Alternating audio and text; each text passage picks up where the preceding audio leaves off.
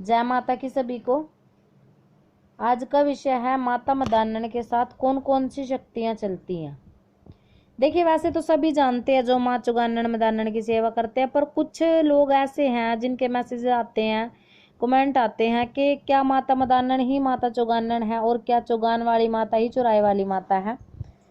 तो इस विषय में भी लोग नहीं जानते। अब किसी को ये बोल दिया जाए ना कि माता मदान्नन की सेवा उठा लो, तुम्हारी जो भी भूत प्रेत की या फिर कोई संकट है तुम्हारे ऊपर वो उतर जाएगा। किसी भी दरबार से जुड़ते हो तो वो बोलते हैं कि हमारे यहाँ तो मदान्नन पूजी नहीं जाती और हम तो चुराई वाली को पूजते हैं। तो भाई माता मदान्नन ही चुराई वाली होती है। और इनके साथ माँ काली के जोड़े में भी ये चलती है, माता धूतनी पाथरी वाली के जोड़े में भी चलती है, शीतला के जोड़े में भी चलती है, मसाणी के जोड़े में भी, यानी कि सातों जो मसाणी है किसी न किसी के जोड़े में, किसी न किसी के घर की ये कुल की देवी होती हैं।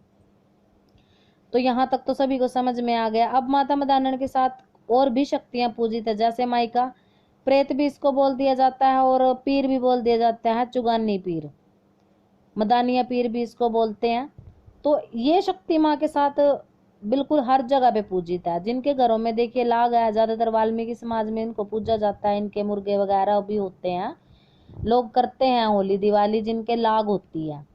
और जो इन माता को सात्विक रूप में, वैसे तो देखिए हर किसी से माता मदान्नन तो बच्ची ही लेती है, परंतु बाध्य की लेती है। जैसे किसी के बच्चे शादी की ले ली, बच्चा लड़का हो गया उसकी ले ली, या कोई काम आपने ऑर्डर लिया माँ के नाम का कि माँ मैं तेरी बच्ची लगाऊंगा, और कोई आपका बड़ा कार्य है वो हो नहीं रहा, आप माँ की बच्ची ओढ़ सकते हो, बच्चा ओढ़ सकते हो, तो वो आपको भोग प्रसाद फिर देना पड़ता है, जिसके कुल में जैसी लाग है उसी परंपरा के आधार पर। तो चुराई वाली माता मदान्नन चुगान्नन ये एक ही माता है। और मदानिया पीर जो होते हैं, चुगानी पीर, इनका अलग से भोग, देखिए अगर आप माता के स्थान पे भोग देने जा रहे हो तो उसी में चढ़ा दिया जाता है। पर कई जगह पे, कई गांवों में, कई शहरों में क्या होता है कि चुगानी पीर का अलग से स्थान बना होता है, तो उसको उनका भोग जो है अलग से उनके थान पर दीजिए। अगर किसी के पितृ रुष्ट हैं, किसी के पितृ रास्ता नहीं दे रहे, आपने पाठ भी करवा लिए पितरों के, आप कपड़ा भी दे रहे हो पितरों को, पर फिर भी आपके घर में पितरों की दिक्कत है, तो ये जो चुगानी पीर होते हैं ना, बहुत सक्षम होते हैं पितरों को मना करके लेके आने में। माता मदान्नन ऐसी शक्ति है जो कहीं पे भी चली जाती है, जहां सारे देवी देवता हाथ खड़े कर देते हैं कि ये कार्य हमसे नहीं होगा, वहां पे माता मदान्नन को भेजा जाता है और माता मदान्नन हर कार्य को करने में सक्षम होती है। ये सूतक पातक में भी चली जाती है, ये इस चीज का परहेज नहीं करती। और क्या होता है कि कई बार जैसे रजस्वला औरत है वो भी इनकी सेवा कर सकती है, ये इस चीज को भी नहीं मानती। कई औरतों को ये रहता है कि अगर मैंने सेवा उठा लिया और बीच में उनको महीने वाली दिक्कत आ जाती है तो वो भी इसकी सेवा कर सकती हैं, ऐसी कोई बात नहीं है, इनकी पूजा सेवा उसमें हो जाती है।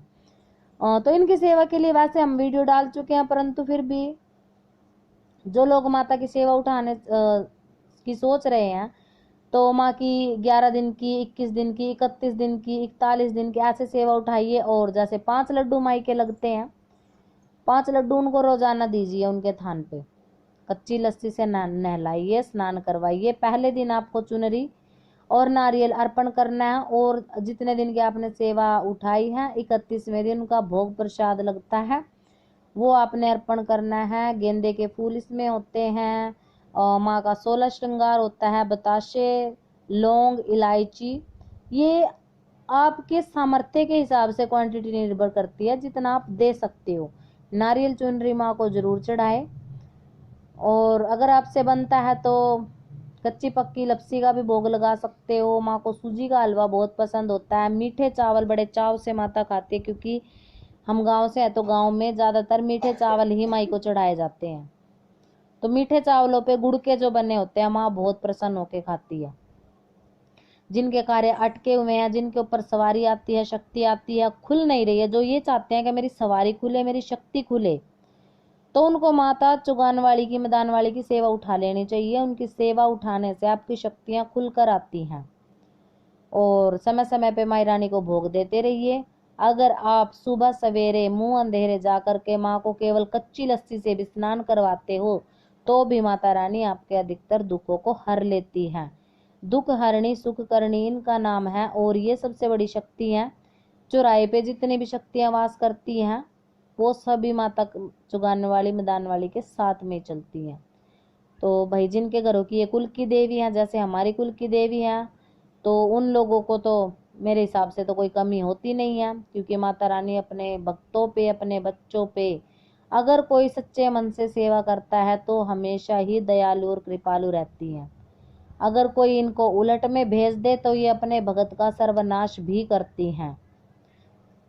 तो छोटी छोटी बात होती है, छोटी छोटी गलतियां होती हैं, गलतियां करने से परहेज करें, सच्चे मन से माता की सेवा लगाते रहिए। ये जरूरी नहीं है कि आप उनको बड़ा ही भोग दो, बड़ी बड़ी चीजें चढ़ाओ, ऐसा कुछ नहीं होता। श्रद्धा भाव ज्यादा मायने रखती है। कुल की देवियों की कैटेगरी में ये आती है, और ज्यादातर तो 90% घरों में माता मदान वाली, चुगान वाली, बाहरली माता भी इनको बोल दिया जाता है, चुराए वाली भी बोल दिया जाता है। और कई लोग तो इनको ये चुगानन, मदानन, चुराए वाली, शीतला, मसाणी, हजारों नामों से पूजते हैं। देखिए ये जो सातों मसाणी है सारी एक दूसरे के साथ चलती हैं। तो कहीं अब आपको भगत बता देते हैं कि माता के थान पे आप 7 बताशे चढ़ा के आओ। अब 7 ही क्यों बोले जाते हैं? कोई बोल देता है 5 बताशे चढ़ा के आओ, 7 लौंग 7 इलायची चढ़ाओ। वो इसलिए ताकि सातों मसाणियां इकट्ठा होके काम करे, जिसकी भी दिक्कत है वो अपना भोग प्रसाद ले और आपके तरफ से शांत होकर के बैठे और आपके रास्ते खोले। तो जिनकी शक्ति सवारी रास्ता नहीं देती वो माई की सेवा उठाए, चुराई वाली की, इन्हीं से होकर के सारी शक्तियां चलती हैं। जब भी आप कोई मंत्र जप करते हो, शक्ति का आह्वान करते हो, कोई शक्ति जगाने की कोशिश करते हो, तो वो शक्ति चुराए से होकर ही आती है। और जब तक चुराए वाली माता की सेवा नहीं लगी, उनका भोग प्रसाद नहीं दिया गया, तब तक कोई शक्ति आपके ऊपर कृपा नहीं कर सकती। आएगी मगर खुल के नहीं आएगी, संपूर्ण तरीके से नहीं आएगी। तो माता रानी की सेवा करते रहिए, और जिनके घर की कुल की देवी हैं अपने हिसाब से भोग प्रसाद, जैसी आपकी लाग है, जैसी आपके बड़े बुजुर्गों ने लाग लगाई है, जैसे आपके यहाँ मान्यता है, उसी प्रकार से भोग प्रसाद देते रहिए। और जिनके घर में माता पाथरी वाली पूजित है तो पूड़े गुलगुले का भोग लगता ही है, बताशे का भोग लगता है। वैसे माता पाथरी वाली भी कईयों के घर में बच्ची वगैरह लेती है, तो जिनके यहाँ लेती है अपनी लाग को जरूर पूरा करें। लाल रंग का माता रानी को वस्त्र जरूर चढ़ाएं, और माँ चौगानन को भी लाल रंग के वस्त्र ही अर्पण करें। अगर आप इन्हें काले वस्त्र अर्पण करते हो तो ये बुरे रूप में चलती हैं, तब ये क्रोधित हो जाती हैं। इनको लाल वस्त्र दे और लाल ही श्रृंगार अर्पण करें। मेहंदी माता के थान पर जरूर चढ़ाइएगा, मेहंदी माई को बहुत प्रिय होती है। तो जी आशा करती हूँ सभी को जानकारी बहुत पसंद आई होगी। नई नई जानकारियों के लिए चैनल को सब्सक्राइब जरूर करें, वीडियो को लाइक किया करें। लाइक का कोई पैसा नहीं लगता, पर क्या होता है वीडियो बनाने वाले का थोड़ा हौसला अफजाई होती है। तो हम भी आपको नई नई जानकारी देते रहेंगे। तो सभी को जय माता की।